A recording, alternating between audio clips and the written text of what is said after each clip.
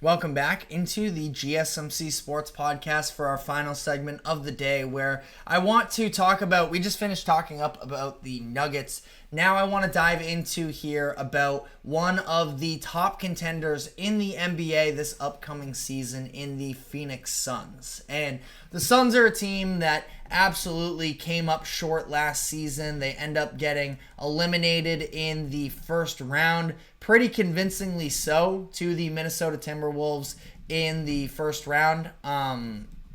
Definitely not how the Suns sort of drew that one up with all of the star talent that they had, but you look at as well sort of where that team was at during the regular season, and it was very much so underwhelming throughout the course of the year. And you look at the fact that they were the worst team in the fourth quarter last season on a regular basis, and it was really ugly along the way. Now, it's not like they were terrible by any means. I mean, the Western Conference was ultimately very competitive, so were they battling for a playoff spot? Yes, and, flirting with the play-in tournament for a lot of that. They still won 49 games, which would have been a top 4 seed in the Eastern Conference. So even if there were very real shortcomings with the Suns last year, it's not like you have to think that last year was a total disaster for them. Disappointment, yes, but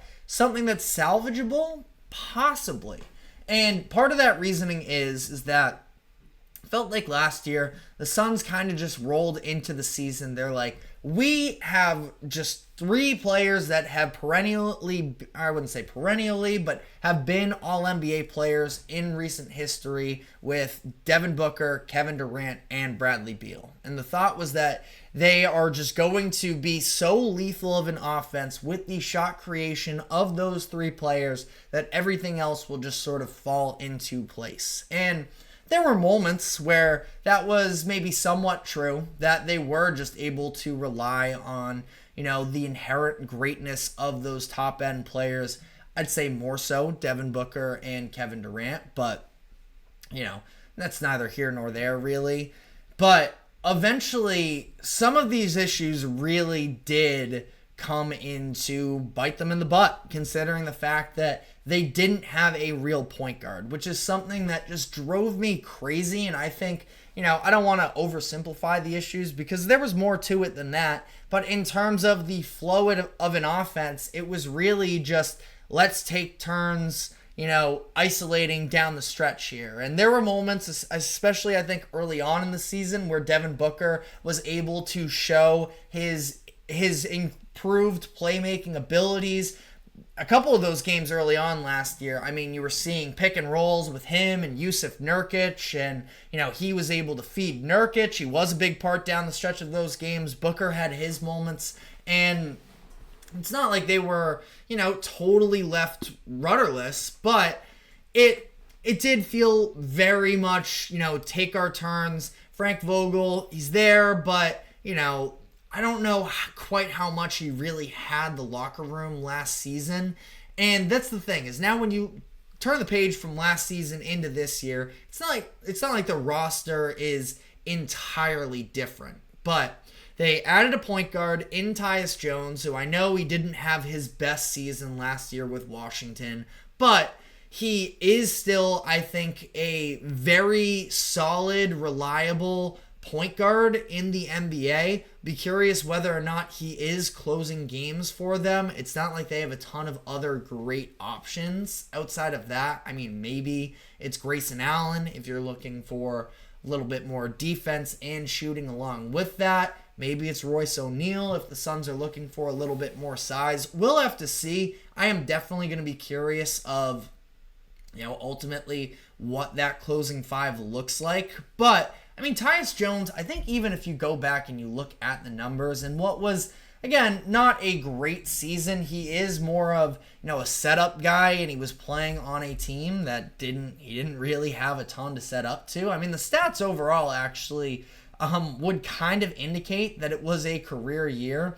Didn't feel that way. Maybe just because it was on the Wizards, but I mean, he did shoot 41%, which was a career high on 3.9 attempts per game as well. So, I've been a Tyus Jones fan. I don't want I definitely am not trying to back myself into some corner here where I'm saying he's not good. I think he's capable, very much so. And that's really the gist of what I'm getting at here. Is he going to be, night and day difference in terms of point guard? Probably not. But I think he's going to be enough to sort of help settle the Suns in some of those moments where they would just get so erratic down the stretch. The turnovers were terrible. And when they just needed to calm down, they were never able to. I feel like Tyus Jones can at least have somewhat of a hand in that. And you look across the roster as well outside of that. They lose Eric Gordon. Little bit of a loss there. I mean, Gordon in his older ages here, that it's not like he is anywhere near the elite shooter necessarily that he used to be. He's still a passable shooter, passable defender, but I think that they'll live without him. Ryan Dunn is somebody that has been a preseason darling for a lot of people. Now, I got to be honest, I haven't been watching a ton of NBA preseason up to this point. But Ryan Dunn, based off of when I watched him at Virginia, I was extremely impressed by his defense. Somebody that, I thought was, especially in what was perceived as a weaker class, somebody who could definitely emerge to be a real role player for them. So I'd be curious what the shooting splits are looking like for Ryan Dunn at this point in terms of, is he actually, going to be able to get minutes on a regular basis here for them? I guess we'll have to see, but Dunn is somebody who provides a lot of, I think, positional flexibility based off of his defensive ability, the wingspan with him, that I'd be curious to see what he can provide. And I just think that as well here, you look at, they go out and they get Mike Budenholzer, who is a perfect coach? Maybe not necessarily, but he won a championship with the Bucks 3-4 seasons ago at this point in 2021.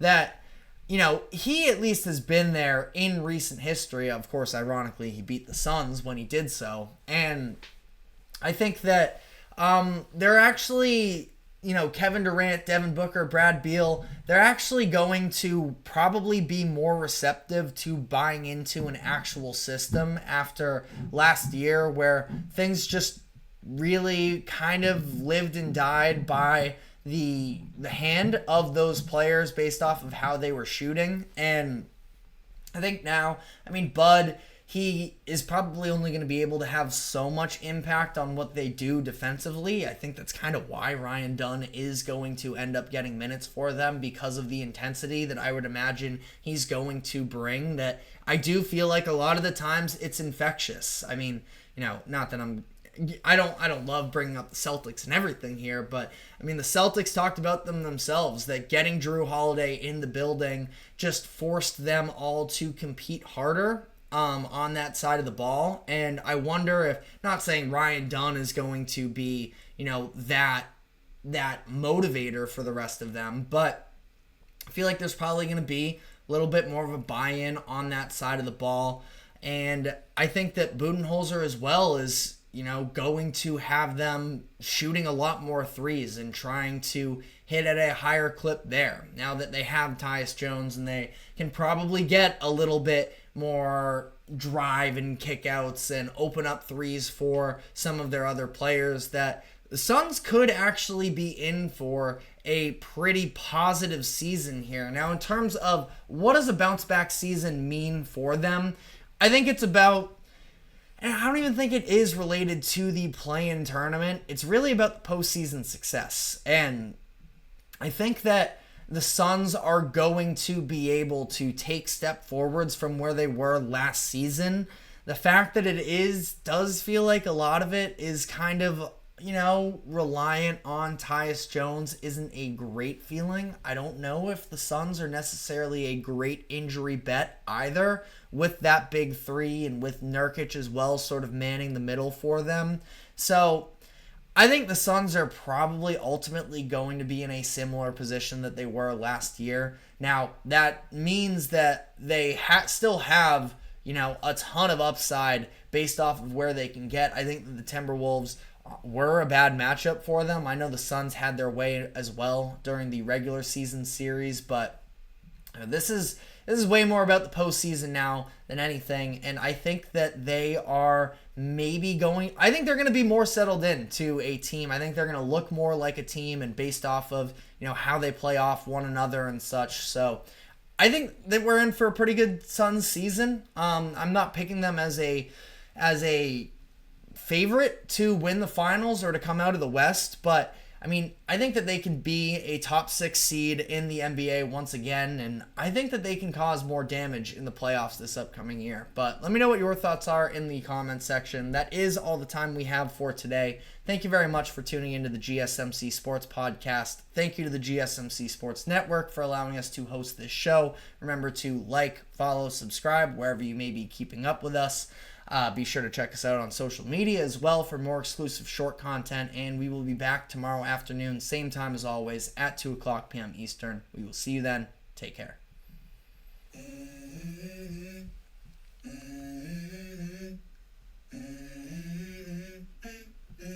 Let's go. I wake up to a little bit of drool on my pillow, feel like it's gonna be a bit.